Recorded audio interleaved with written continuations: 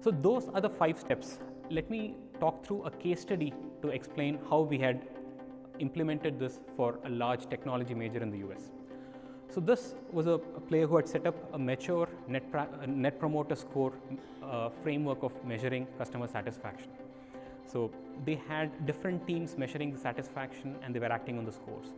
And the need was to see how they can improve the NPS overall and how they can tie it back to the revenue to see how they can grow the revenue. So firstly, this was set up as a central team with executive mandate because we are trying to break the silos. So there's a common team which cuts across all the teams, sales, marketing, product, social media, and all of these teams came together to come up with a common joint customer advocacy team. And then these are the steps we followed. Define the business objectives. What drives customer satisfaction? In this case, net promoter score was there. And then we went beyond that to define what are those aspects that are important. How do you measure it? How do you break down the net promoter score at the next level? And then you come up with the solution framework and ask the questions. Start with the right business questions.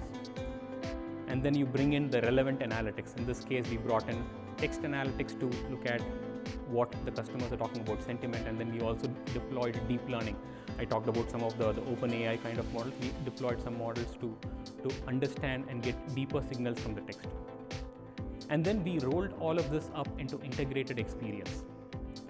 And then we had the storytelling part where we created an interactive suite of visual data science application, which every user could come in and they had their own login, which told details about their view of their geography or their segment.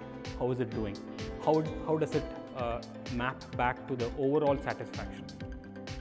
And then we set up the ROI and we tried measuring period over period. How is the net promoter score changing? What is the impact of this change on the revenue numbers? We were able to achieve a 4.5 points increase in net promoter score, translating to incremental revenue of $45 million. So when you tie the satisfaction to the revenue, the customer experience, revenue analytics, you'll be able to pin a number to it, which makes it all the more important, and you will be able to justify the spend on improving your satisfaction levels. So I'll show you a couple of quick visuals on the storytelling layer we had. So this one shows the different journey steps.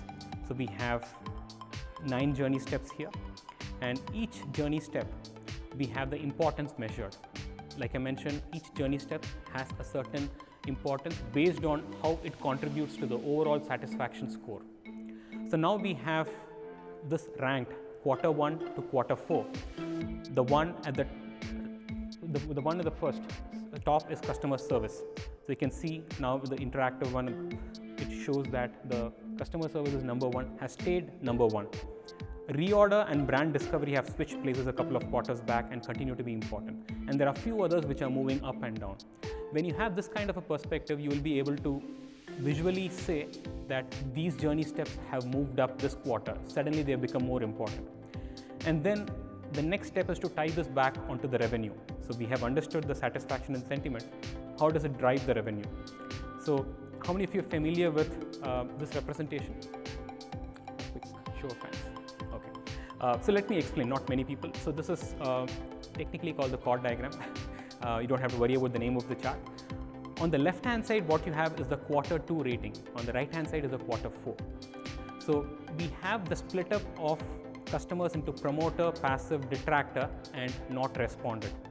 So you have the left hand side having a certain mix, and on the right hand side, the recent survey, the mix has changed. You see, the quick takeaways are the people have not responded, that slice is growing bigger. A lot more people have not responded this time. And when you further click on that, it tells you where this segment comes from. A lot of promoters have stopped responding. You can see that the connection between those 2 layers. And similarly, how many of the passives and detractors have not responded. And then similarly, you can also find out what happened to the detractors from last time. Last time we had a certain mix of detractors. Many of those people have stopped responding, which is also a danger sign, because last time they were vocal about their dissatisfaction. Now they're not talking about it. Have they already churned, or are they about to churn? So you can start getting a lot of details about it in terms of how is the mix changing. And the revenue impact, which comes in over, I don't have it here. It talks about the revenue growth for each of these slices. You have say 5,000 customers who have moved from detractor to not responded. You find out the revenue for them last time versus this quarter, and that tells you what is the revenue growth. And what we found was, understandably, a lot of the people who are moving between promoter to promoter, the revenue average was about 50% plus was the revenue growth, which was much higher than the company average. What was surprising was, compared to the revenue growth of detractors either staying detractors or detractors becoming promoters, a lot of detractors who became passive, the revenue growth was very high. It was almost 60%. So that was unusual, and then that led to further analysis to find what happens when detractors turn passive, and what was that experience of those people which made them buy more. How can we convert those people into promoters? So all of this makes it easy to and with this we were able to demonstrate the ROI I mentioned.